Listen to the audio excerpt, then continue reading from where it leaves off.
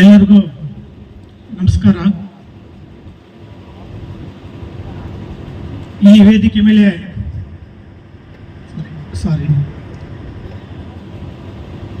ಈ ಕಾರ್ಯಕ್ರಮಕ್ಕೆ ಆಗಮಿಸಿರುವ ನಮ್ಮ ಜನಪ್ರಿಯ ನಾಯಕರಾದಂತಹ ಕೊತ್ತೂರು ಮಂಜಣ್ಣನವರೇ, ವೇದಿಕೆಯ ಮುಂಭಾಗದಲ್ಲಿರುವಂತಹ ಎಲ್ಲ ನಮ್ಮ ಕಾಂಗ್ರೆಸ್ ಪಕ್ಷದ ಕುಟುಂಬದವರೇ, ನಾನು ಎಲ್ಲ ಮೀಟಿಂಗ್ಗಳಲ್ಲಿ ಹೇಳ್ತಿದ್ದೆ, ನಮ್ಮ ತಂದೆಗೆ ಸಮನಾದಂಥ ನೀಲಕಂಠನವರು ಅಂತ. ಈಗ ನಮ್ಮ ತಂದೆಗೆ ಸಮನಾದಂಥ ನೀಲಕಂಠಗೌಡರವರು ದಿನಾಂಕ 10/3/25 ಸೋಮವಾರ 11:45 ನಿಧನರಾಗಿದ್ದು, ಅವರಿಗೆ ಭಾವಪೂರ್ವ ಶ್ರದ್ಧಾಂಜಲಿ ಸಭೆ ಮಾಡಲು ಈ ಸಭೆ ಕರೆದಿದ್ದೀವಿ. ಅವರಿಗೆ ಭಾವಪೂರ್ವ ವಿದಾಯಗಳನ್ನು ಹೇಳ್ತಾ ಇದ್ದೀವಿ.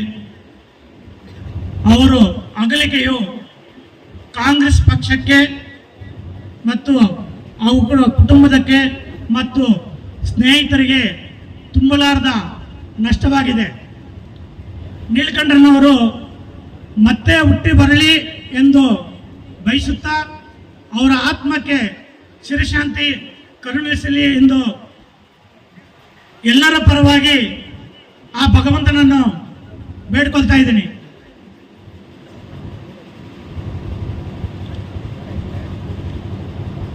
ನೀಲಕಂಠನವರ ಅಗಲಿಕೆಯು ನಮ್ಮ ಕಾಂಗ್ರೆಸ್ ಪಕ್ಷದ ಕಾರ್ಯಕರ್ತರಿಗಿಂತ ಅವರ ಕುಟುಂಬಕ್ಕೆ ಇನ್ನೂ ತುಂಬಲಾರದ ನಷ್ಟ ಆಗಿದೆ. ಅವರ ದುಃಖವನ್ನು ಭರಿಸುವ ಶಕ್ತಿ ಕೊಳ್ಳಿ ಅಂತ ಹೇಳ್ಬಿಟ್ಟು ತಮ್ಮ ಎಲ್ಲರ ಪರವಾಗಿ ನಾನು ಆ ಭಗವಂತನಲ್ಲಿ ಬೇಡ್ಕೊತಾ ಇದ್ದೀನಿ. ನಾವೆಲ್ಲರೂ ಅವರು ನೋಡ್ತಿದ್ವು, ಅವರು ಯಾವ ರೀತಿ ಇಲ್ಲಿ ಹೆಡ್ ಮಾಸ್ಟರ್ ತರ ಕೂತ್ಕೊಂಡು ಬೆಳಗ್ಗೆಯಿಂದ ಸಾಯಂಕಾಲವರೆಗೂ ಪಕ್ಷದ ಕಾರ್ಯಕ್ರಮಗಳನ್ನು ಯಾವ ತರ ನಡೆಸ್ತಾ ಇದ್ದಾರಂತ ನಾವು ನೋಡಿದ್ದೀವಿ. ಈಗ ಅವರ ಕುಟುಂಬಕ್ಕೆ ಅವರ ತಮ್ಮನಾಗಿ, ಅವರ ಮಗನಾಗಿ, ನಾವು ಎಲ್ಲ ಕಷ್ಟ ಸುಖಗಳಲ್ಲಿ ನನ್ನ ಜೊತೆಗೆ ನಮ್ಮ ಕೊತ್ತೂರು ಮಂಜಣ್ಣವರು ಕೂಡ ಎಲ್ಲ ಕಷ್ಟ ಸುಖಗಳಿಗೆ ಭಾಗಿಯಾಗ್ತೀನಿ ಅಂತ ಹೇಳಿದ್ದಾರೆ. ಅವರ ರೀತಿನೇ ನಾವು ಕೂಡ ಅವರ ಮನೆಗೆ ಎಲ್ಲ ರೀತಿಯ ಕಷ್ಟ ಸುಖಗಳಿಗೆ ಭಾಗಿಯಾಗಬೇಕು. ನಮ್ಮ ಕಾಂಗ್ರೆಸ್ ಪಕ್ಷದ ಎಲ್ಲ ಮುಖಂಡರು ಕೂಡ ಆ ಮನೆಯ ಪರವಾಗಿ ನಿಂತ್ಕೊಳ್ಬೇಕಂತ ಈ ಸಂದರ್ಭದಲ್ಲಿ ನಾನು ಹೇಳಲು ಬಯಸುತ್ತೇನೆ. ನನಗೆ ನೀಲಕಂಠನವರು ತುಂಬಾ ಜಾಸ್ತಿ ದಿನಗಳಿಂದ ಪರಿಚಯ ಇಲ್ಲ, ಆವಾಗ ಇವಾಗ ಪರಿಚಯ ಇತ್ತು. ನಮ್ಮ ಶಿವಣ್ಣರವರ ಕಡೆಯಿಂದ ನಮಗೆ ಈ ರಾಜಕೀಯವಾಗಿ ಪರಿಚಯ ಆಯಿತು. ಆವಾಗ ನನಗೆ ಅವರ ಬೆಳೆದ ಬಂದ ರೀತಿಯನ್ನ ನನಗೆ ಹೇಳ್ತಾ ಇದ್ರು, ನನಗೆ ಇಷ್ಟು ಕಷ್ಟಪಟ್ಟೆ, ಈ ತರ ಬೆಳೆದು ಬಂದಿದ್ದೀನಿ, ನಾವು ಕಾಂಗ್ರೆಸ್ ಪಕ್ಷಕ್ಕೆ ಇಲ್ಲ ಯಾರಿಗಾದ್ರೂ ವ್ಯಕ್ತಿಗೆ ನಿಷ್ಠೆಯಾಗಿರ್ಬೇಕಾದ್ರೆ ಮಾತ್ರ ಬೆಳೆಯಕ್ಕೆ ಆಗುತ್ತೆ ಹೊರತು ನಾವು ನಿಷ್ಠೆ ಇಲ್ಲ ಅಂತಂದ್ರೆ ಬೆಳೆಯಕ್ಕಾಗಲ್ಲ ಅಂತ ಹೇಳ್ತಿದ್ರು. ಅವರು ಮೊದಲ ಬೆಳೆದ ಬಂದ ದಾರಿ ಅಂದ್ರೆ VSSN ಬ್ಯಾಂಕಿಗೆ ಕಾರ್ಯದರ್ಶಿಯಾಗಿ ಸುಂದರಪಾಳ್ಯದಲ್ಲಿ ಕಾರ್ಯದರ್ಶಿಯಾಗಿ ಕೆಲಸ ಮಾಡ್ತೀನಿ ಅಂತ ಹೇಳ್ತಾರೆ. ಮುಂದಿನ ಹಂಗೆ ದಿನಗಳಲ್ಲಿ ನಮ್ಮ MA ಕೃಷ್ಣಪ್ಪ ಅವರ ಕುಟುಂಬ ಒಡನಾಟದಲ್ಲಿ ಅಶೋಕ್ ಕೃಷ್ಣಪ್ಪ ರಾಜಕೀಯ ಗುರುಗಳಾಗಿ ಅವರು ಬೆಳೀತಾ ಇದೀವಿ ಅಂತ ನಮ್ಗೆ ಹೇಳ್ತಾರೆ. ಹಾಗೆ ಮಂಜಣ್ಣನವರ ಬೆಳೆದ ಬಂತ ವಿಷಯಗಳನ್ನು ಆವಾಗ ನನಗೆ ಹೇಳ್ತಾರೆ, ಈ ತರ ರಾಜಕೀಯ ಮಾಡಬೇಕು ಅಂತ. PLD ಬ್ಯಾಂಕ್ ಅಲ್ಲಿ 10 ವರ್ಷ ಮೋಸ್ಟ್ಲಿ ಅಧ್ಯಕ್ಷರಾಗಿ ಕಾರ್ಯನಿರ್ವಹಿಸಿ ರಾಜ್ಯದಲ್ಲೇ ಪ್ರಶಸ್ತಿಯನ್ನು ಪಡೆಯುತ್ತಾರೆ ನಮ್ಮ ರಾಜ್ಯದಲ್ಲೇ. ಆಮೇಲೆ DCC ಬ್ಯಾಂಕ್ ನಿರ್ದೇಶಕರಾಗಿ, ತಾಲೂಕ್ ಪಂಚಾಯಿತಿ ಅಧ್ಯಕ್ಷರಾಗಿ, ಆಮೇಲೆ ಬೇರೆ ಬೇರೆ ಸ್ಥಾನಗಳನ್ನು ತುಂಬಿ ಅವರು ನಿರಂತರವಾಗಿ ರಾಜಕೀಯವಾಗಿ ಬೆಳೆದು ಬಂತಾರೆ. ಈಗ ಕಡೆದಾಗಿ ಅವನಿ ಬ್ಲಾಕ್ ಅಧ್ಯಕ್ಷರಾಗಿ ಅಧಿಕಾರ ವಹಿಸಿಕೊಂಡ ಮೇಲೆ ಅವರ ನಾಯಕತ್ವದಲ್ಲಿ ನಾನು ಸೋಲ್ತೀನಿ, ಅದು ನಮ್ಮ ದುರದೃಷ್ಟಕರ ವಿಷಯ.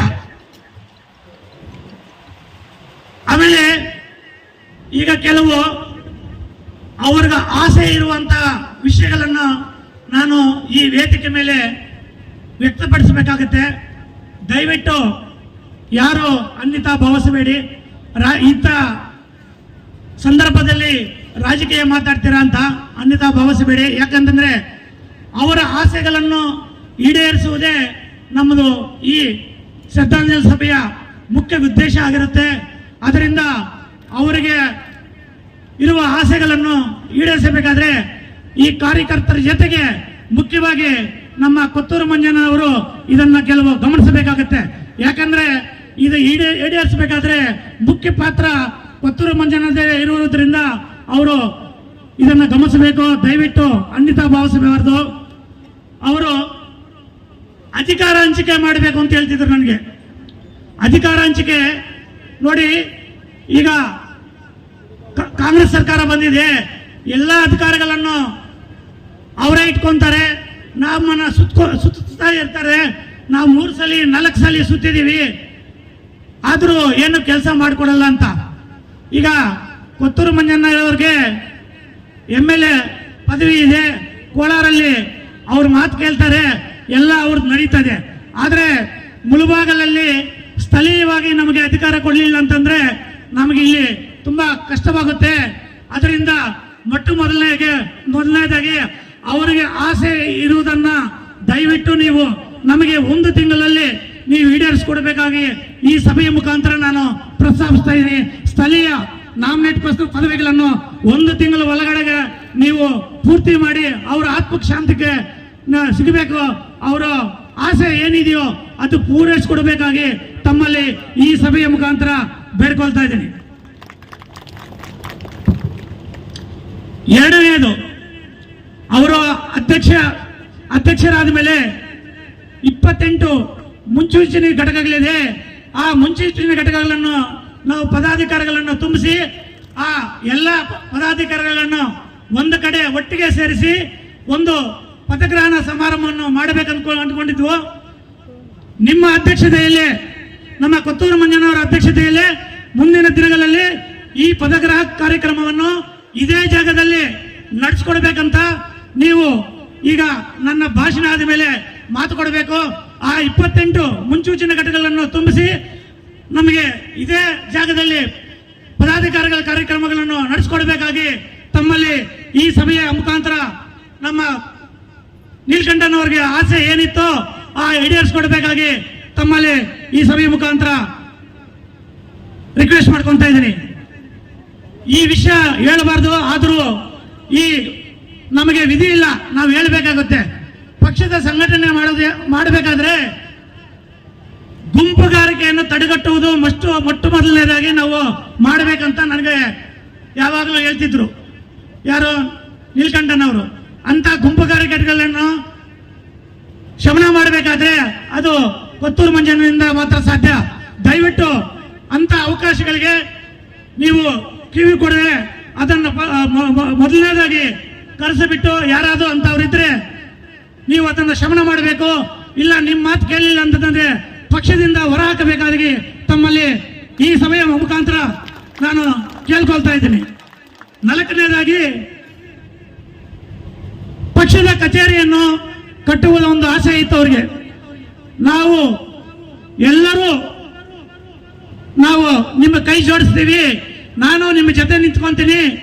ಈ ಪಕ್ಷದ ಕಚೇರಿಯನ್ನು ನಿರ್ಮಾಣ ಮಾಡಕ್ಕೆ ನಾವೆಲ್ಲರೂ ಸಹಕಾರ ಮಾಡ್ತೀವಿ, ನಾನು ಸಹಕಾರ ಮಾಡ್ತೀನಿ. ನೀವು ಮುಂದೆ ನಿಂತು ಅವರ ಆಸೆ ಏನಿದೆಯೋ ಆ ಪಕ್ಷದ ಕಚೇರಿಯನ್ನು ಕಟ್ಟಿಸಿ ಅವರ ನಮ್ಮ ಕಾರ್ಯಕರ್ತರಿಗೆಲ್ಲ ಖುಷಿ ಪಡುವ ತರ ಮಾಡಿಕೊಡಬೇಕಾಗಿ ಮತ್ತು ಅವ್ರ ಕುಟುಂಬಕ್ಕೂ ಇದು ಒಂದು ಆಸೆ ಇದೆ, ಇದನ್ನು ಈಡೇರಿಸಿಕೊಡ್ಬೇಕಾಗಿ ತಮ್ಮಲ್ಲಿ ವಿನಂತಿಸಿಕೊಳ್ತಾ ಇದ್ದೀನಿ. ಹಾಗೆಯೇ ನಮ್ಮ ನೀಲಕಂಠನವರು ರಾಜಕೀಯವಾಗಿ ಸಕ್ರಿಯವಾಗಿ ಯಾವ ತರ ಇದ್ದರು, ಅವರ ಕುಟುಂಬದಿಂದ ಯಾರಾದರೂ ಒಬ್ಬ ಸದಸ್ಯರು ಮುಂದಿನ ದಿನಗಳಲ್ಲಿ ಪಕ್ಷದ ಎಲ್ಲ ಕಾರ್ಯಕ್ರಮಗಳಿಗೂ ಸಕ್ರಿಯವಾಗಿ ಪಾಲ್ಗೊಳ್ಕೊಳ್ಬೇಕಂತ ಈ ಸಭೆಯ ಮುಖಾಂತರ ನಾನು ಬೇಡ್ಕೊಳ್ತಾ ಇದ್ದೀನಿ.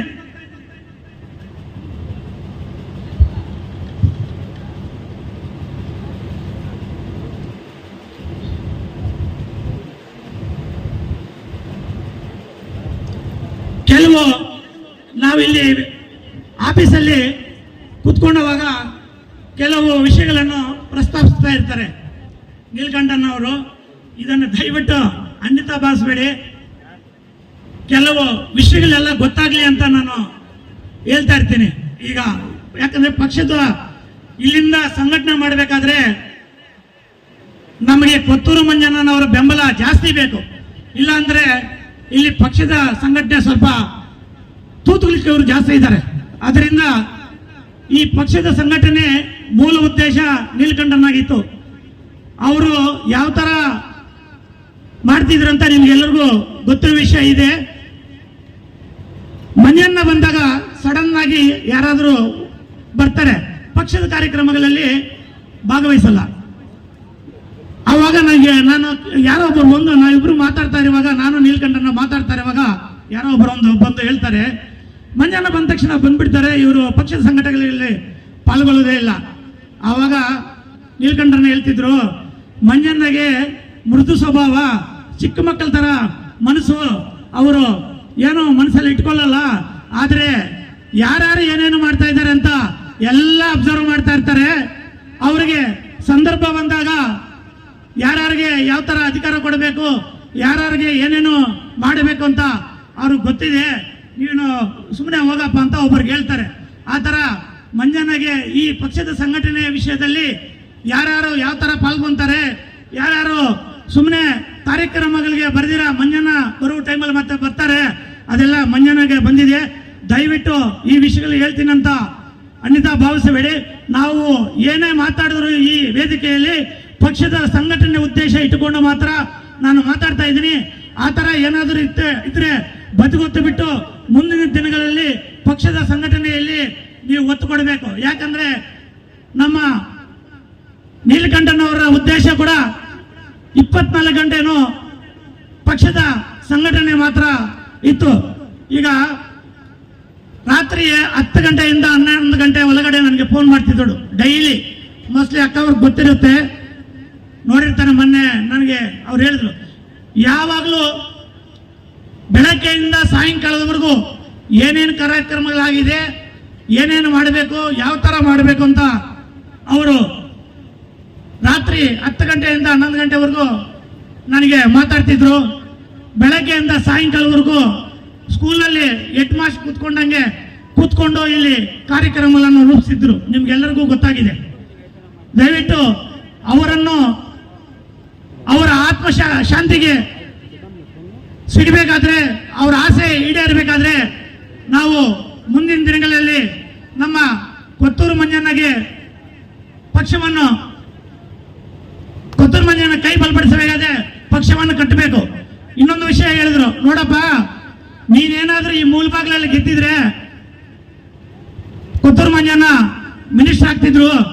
ಈಗ ನಾವಿಲ್ಲಿ ಸೋತಿರುವುದರಿಂದ ಮಿನಿಸ್ಟರ್ ಗಿರಿ ತಪ್ಪೋಯ್ತು. ಮುಂದಿನ ದಿನಗಳಲ್ಲಿ ಕೊತ್ತೂರು ಮಂಜಣ್ಣನ ಕೈಯನ್ನು ಬಲಪಡಿಸಬೇಕಾದ್ರೆ ನಾವು ಇಲ್ಲಿ ಗೆಲ್ಲಬೇಕು. ಇಲ್ಲಿ ಗೆಲ್ಲುವ ಜೊತೆಗೆ ಇನ್ನೂ 1-2-3 MLAಗಳನ್ನ ನಾವು ವಿಶ್ವಾಸಕ್ಕೆ ತಗೋಬೇಕು. ಆವಾಗ ರಾಜ್ಯ ಮಟ್ಟದಲ್ಲಿ ನಾಯಕರಾಗಿ ನಮ್ಮ ಕೊತ್ತೂರು ಮಂಜಣ್ಣವರು ಬೆಳೆಯಕ್ಕೆ ಸಾಕಾರ ಆಗುತ್ತೆ. ಆದ್ರಿಂದ ಗುಂಪುಗಾರಿಕೆ ಇಲ್ಲದೆ ನಾವು ಇಲ್ಲಿ ಪಕ್ಷವನ್ನು ಕಟ್ಟಬೇಕಂತ ಕಿವಿ ಮಾತುಗಳನ್ನು ಹೇಳ್ತಾ ಇದ್ರು. ಈಗ ಕೊತ್ತೂರು ಮಂಜಣ್ಣ ಕೈ ಬಲಪಡಿಸಬೇಕಾದ್ರೆ ಯಾವುದೋ ಗುಂಪುಗಾರಿಕೆಗಳಿಲ್ಲದೆ ಪಕ್ಷವನ್ನು ಕಟ್ಟಬೇಕಾಗುತ್ತೆ. ದಯವಿಟ್ಟು ಎಲ್ಲ ಬದುಗೊತ್ತೆ ಮುಂದಿನ ದಿನಗಳಲ್ಲಿ ಕಾಂಗ್ರೆಸ್ ಪಕ್ಷವನ್ನು ಕಟ್ಟೋಣ, ಬೆಳೆಸೋಣ ಅಂತ ಹೇಳ್ಬಿಟ್ಟು ಮಂಜಣ್ಣವರ ಕೈಯನ್ನು ಬಲಪಡಿಸೋಣ ಅಂತ ಹೇಳ್ಬಿಟ್ಟು ಈ ಸಂದರ್ಭದಲ್ಲಿ ಹೇಳುತ್ತಾ ನನಗೆ 2 ಮಾತುಗ ಅವಕಾಶ ಮಾಡಿಕೊಟ್ಟ ತಮ್ಮೆಲ್ಲರಿಗೂ ಹೊಂದಿಸುತ್ತಾ ನೀಲಕಂಠನ ಅವರಿಗೆ ಪಾದಾರಗಳಿಗೆ ಹೊಂದಿಸುತ್ತಾ ನನ್ನ ಮಾತನ್ನು ಮುಗಿಸ್ತಾ ಇದ್ದೀನಿ. ಜೈ ಹಿಂದ್, ಜೈ ಕರ್ನಾಟಕ. ನಾನು ಈಗ ರಿಕ್ವೆಸ್ಟ್ ಮಾಡಿದ ಈ ಭರವಸೆಗಳನ್ನು ಈಡೇರಿಸ್ತೀನಿ ಅಂತ ಹೇಳ್ಬಿಟ್ಟು ಈ ವೇದಿಕೆ ಮೇಲೆ ಮಾತು ಕೊಡಬೇಕಂತ ಕೊತ್ತೂರು ಮಂಜಣ್ಣನ ವಿನಂತಿಸ್ಕೊಳ್ತಾ ಇದ್ದೀನಿ. ಜೈ ಹಿಂದ್, ಜೈ ಕರ್ನಾಟಕ. ಅವ್ರು ಹೇಳಿದ ಮಾತುಗಳೆಲ್ಲ ನೀಲಕಂಠನ್ ಅವರು ನಾನು ಅವಾಗ ಹೇಳಿದೆ, ಅವ್ರು ಏನು ಹೇಳಿದ್ರು ಅದೆಲ್ಲ ನಾವು ನೆರವೇರಿಸ್ತೀವಿ, ಅವ್ರ ಹೆಜ್ಜೆನಲ್ಲಿ ಹೆಜ್ಜೆ ಹಾಕ್ತೀವಿ, ಎಲ್ಲರ ಜೊತೆನೂ ಇರ್ತೀವಿ ಅಂತ. ಖಂಡಿತವಾಗ್ಲೂ ಆ ಕೆಲಸವೆಲ್ಲ ನಾವೆಲ್ಲ ಮಾಡೋಣ. ಎಲ್ಲರ ದೊಡ್ಡವರು ಅವ್ರ ಜೊತೆಯಲ್ಲಿ ಯಾರ್ಯಾರು ದೊಡ್ಡವರು, ಇವಾಗ ಉಪ್ನೂರು ಸಿನನ್ ಆಗ್ಬೋದು, ರಾಮಲಿಂಗಾರೆಡ್ಡಿನ ಆಗ್ಬೋದು, ನ್ಯಾಮಣ್ಣವರು, ಆಮೇಲೆ ನಮ್ಮ ಶಿವಣ್ಣವರು, ಎಲ್ಲರೂ ನಾವು ಇದ್ದೀರಿ. ಎಲ್ಲರನ್ನೂ ಜೊತೆಗೆ ಸೇರಿಸ್ಕೊಂಡು ಎಲ್ಲ ಮಾತಾಡಿಕೊಂಡು ಎಲ್ಲ ಕೆಲಸಗಳನ್ನು ಮಾಡಿಕೊಡುವಂಥ ಜವಾಬ್ದಾರಿ ನಾನು ತೊಗೊಳ್ತೀನಿ, ನಾನು ಮಾಡ್ತೀನಿ. ಅದನ್ನು ಇನ್ನೊಂದು ಹೇಳ್ತಾ ಇದ್ದು, ನಾನು ಅಬ್ಸರ್ವೇಷನ್ ಮಾಡ್ತೀನಿ ಅಂತ 100% ನಾನು ಅದನ್ನು ಮಾಡೇ ಮಾಡ್ತೀನಿ. ಇಲ್ಲಾಂದರೆ ನಾವು ಈ ಮಟ್ಟಕ್ಕೆ ಬೆಳೆಯೋಕ್ಕೆ ಆಗೋದಿಲ್ಲ. ಅದು ಮಾಡೇ ಮಾಡ್ತೀವಿ. ಎಲ್ಲೆಲ್ಲಿ ಏನೇನು ಅನ್ನೋದು ಗೊತ್ತಿಲ್ಲದೆ ಏನಾಗಬೇಕು ಹಾಕೋದು ನನಗೆ ಗೊತ್ತಿದೆ, ಅದು ಮಾಡ್ತೀನಿ. ಒಟ್ಟಿನಲ್ಲಿ ನೀಲಕಂಠನ್ ಅವರ ಆಡಿಯನ್ನು ನಾನಂತೂ ತಪ್ಪೋದಿಲ್ಲ. ನಾನು ಅದರ ಪ್ರಕಾರವಾಗಿ ಹೋಗೋದಂತೂ ಸಿದ್ಧಾಂತವಾಗಿ ರೆಡಿಯಾಗಿರ್ತೀನಿ.